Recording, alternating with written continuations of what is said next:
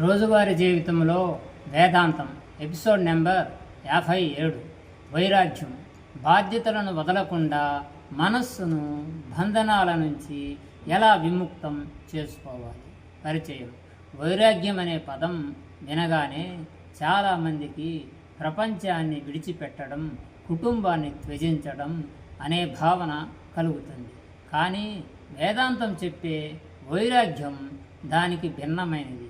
ప్రపంచంలో ఉంటూనే ప్రపంచానికి బానిస కాకుండా జీవించగలమా? వేదాంత దృష్టి. వేదాంతం ప్రకారం వైరాగ్యం అంటే వస్తువులను వదలడం కాదు, వాటి పట్ల ఉన్న అతిగా అంటిపెట్టుకునే మనస్తత్వాన్ని వదలడం. పని చేయండి, కానీ పనిలోనే మీ విలువను వెతకొద్దు. సంపద సంపాదించండి, కానీ దానికి బానిస కాకండి.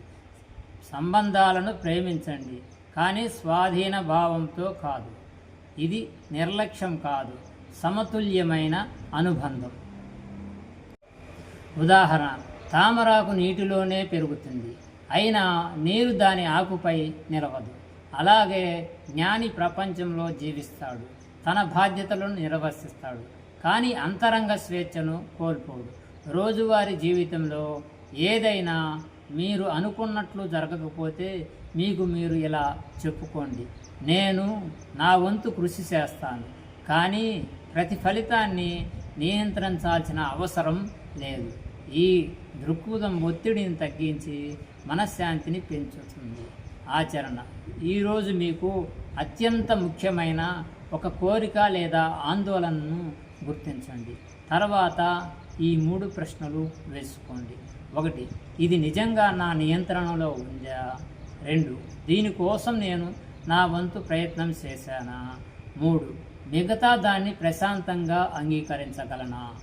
ముఖ్య సందేశం: వైరాగ్యం అంటే జీవితానికి దూరం కావడం కాదు, జీవితాన్ని జ్ఞానంతో, సమతుల్యతతో, అంతరంగ స్వేచ్ఛతో జీవించడం.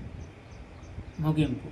బాధ్యతలను నిబద్ధతతో నిర్వర్తిస్తూ ఫలితాల బంధనానికి లోను కాకుండా ఉండడం. వేదాంతం చెప్పే వైరాగ్యం అలాంటి మనస్సులోనే నిజమైన శాంతి, స్పష్టత, ఆనందం వికసిస్తాయి. Please subscribe. తదుపరి ఎపిసోడ్ కోసం లైక్ చేయండి. తదుపరి ఎపిసోడ్ సత్సంగం. మంచి సహవాసం మన ఆలోచనలు, జీవితం ఎలా మారుస్తుంది.